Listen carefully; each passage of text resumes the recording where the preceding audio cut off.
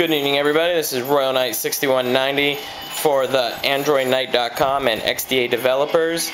Reviewing today is SuperFroyo version 2.8.2, made by developer Super at tmel. This is also another ROM that I'm reviewing by request.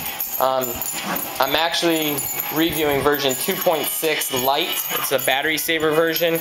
Apparently this one is supposed to be the popular one and made the favorite one out of everybody. So as you can see, like I've been doing it, here's the Neo core, just like all Froyos. Okay, so let's get into the nuts and beans of this ROM. Here's my first complaint. It's nothing big, it's just something to do with me.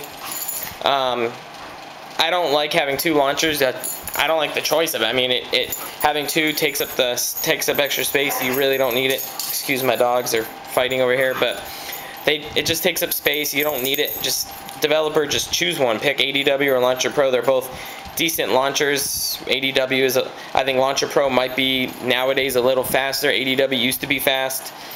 ADW does offer a lot more, I think, a lot more options, where Launcher Pro is going with more stability and speed, in my opinion, nowadays. So I always just stick with that. Okay, so right off the back, if you choose ADW, you get just the three windows, instead of like right off the back on most ROMs they offer you 5. So 3 is always going to give you a lot more speed and a lot more stability, because the phone is made for that. It's not, the 5 is just what we're having now, but Froyo, of course, I think Eclair started bumping it up to 5, but 3 is also taking down the less space, so it's always going to be a lot quicker. As you can see, it's pretty smooth going from side to side. Opening up the drawer, pretty smooth. Scrolling through is also smooth. Now it said this was light, but it came with a bunch of apps already built in, which are apps that I just don't use and didn't use. So if you don't like a lot of bloatware on your ROM, this might not be the one you want. It just added a lot of extra stuff that I didn't like. Now, one thing with all the Super tmels, if you've ever used his before, he has all of his features are in his Super setup. He came out with version 6, I think, for Froyo. So there it is, giving super user permission, and we'll get into it here in a minute. And there it is. So Super setup has, in my opinion, has caused some issues in the past. I haven't really used this ROM that long yet to see what kind of issues it does come up with, but one thing was you had to change and it's still right there, you can still see it still is in Spanish, but you have to change it to Teclado Americano, and it'll change everything to English except this menu apparently.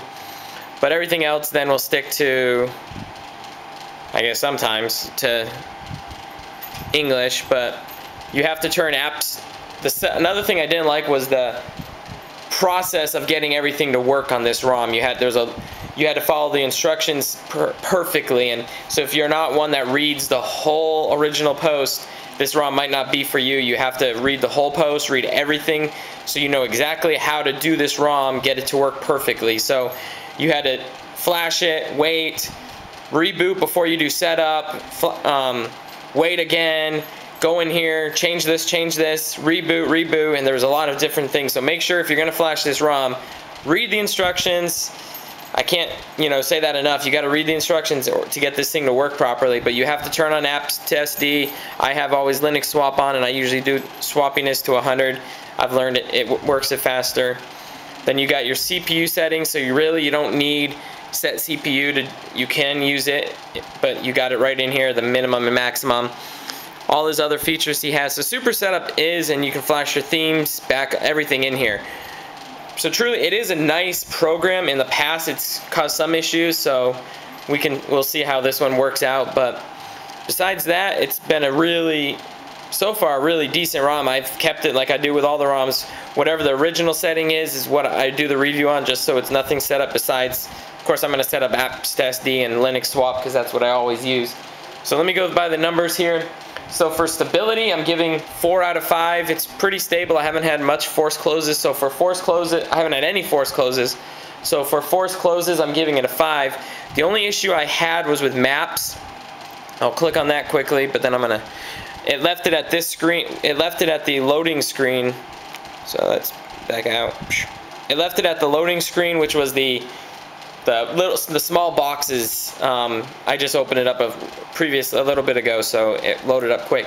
But what happened was, right when after I flashed and I let the thing settle down, I opened up maps to log into latitude, and it gave me just the squares, and then it would come back to the home screen here. So what I did was I actually went in using Root Explorer. I went into the zip file that was on my SD card, pulled the maps APK out, flashed, reinstalled it, and everything's working fine. So it probably was just a bad flash, but I didn't want to go through reflashing my phone if that was the only issue so far that I've had. So if you flash it, it might work for you, it might not. If that's the case, I just told you how to fix it. So anyway, so this is it, and you can always drag your other icons down here. The theme is pretty clean. It's just a nice black over black. It's just simple theme. He did change some of the wallpapers to his own liking. Of course, you got the Launcher Pro wallpapers, or the ADW. We'll go into ADW. You got the Google Android. Looks pretty nice. You got that one, and then of course that one along with the basic. Then you got, I'm guessing that's soccer. I'm not a soccer, football, or whatever you want to call it, fan at all. So right now, as you can see, I'm running 576, 245, just like the super setup says. So that was for stability. Speed, like I said, this thing, as you can tell, is pretty smooth. I'm giving it a 5. It's probably one of the, like I said on the last one, it's probably a good tie on that last one that I did. That for speed, it's pretty smooth. It hasn't been lagging for me at all while I've been testing it. It's smooth scaling. Every once in a while, when you're loading back after hitting the home key and going here, the icons are blank, everything's blank, and it takes, like, I'd say 3 seconds for the screen to get all your icons back on the wallpaper, the screen. So for visuals, I gave it a 3. It's not he didn't change much of anything besides just the bars and added in his own wallpaper. So for visuals, it's 3. It's not better than Chromatics. If you want something very done, like everything themed, then Chromatic would be the way to go. Daily use, this is a 4. It's a very nice, I mean, if you don't mind the setup and doing all that and having to use Super Setup to do your stuff, then this would be a good daily driver for some people. So I gave that a 4. Battery life, it says it's a battery saver. I've been getting the normal battery life, like I have been on all Froyo ROMs. I've been getting about 8 to 10 hours of use, so truly it's basically the same. So I'm giving that a 3 for battery life. So for my light, I mean, like I said, speed, stability, and then super setup, I can't dislike it, but I can't like it. It's like a love-hate situation with that thing. But one of my dislikes I didn't like was that language. You flash it, unless you speak Spanish, you don't understand anything that's going on until you change the language from to English. So that was it. So like I said, I mean, it's pretty smooth. You open things up and it gets there. So it's nice, quick. So anyways, this is Royal Knight 6190 reviewing SuperFroyo version 2.6, the light, the battery saver, made by Super Tmel. It was released on 7/29/2010. Have a good night.